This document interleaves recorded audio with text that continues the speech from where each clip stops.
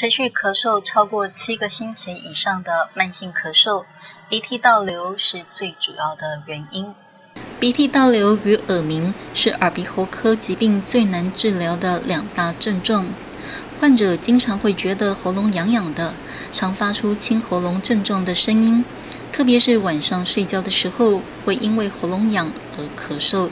鼻子过敏或者感冒引起鼻炎造成鼻黏膜充血肿胀，所以正常是鼻涕是要往这个鼻孔流出来的。那倒流的意思就是它会从口腔的咽喉这样倒流下来。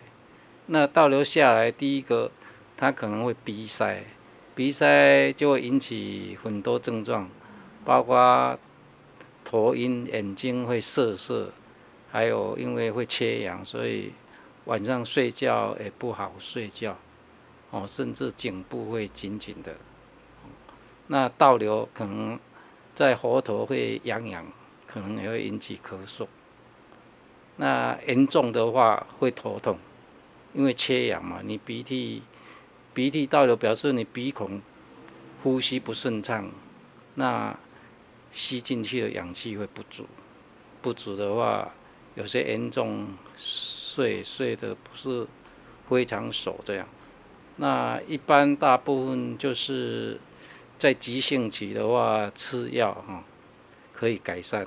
很多医学研究报告都证实，持续咳嗽超过7个星期以上的慢性咳嗽，鼻涕倒流是最常见的原因。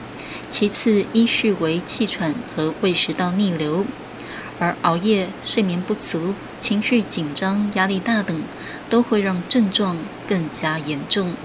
法界新闻记者赖依荣台北采访报道。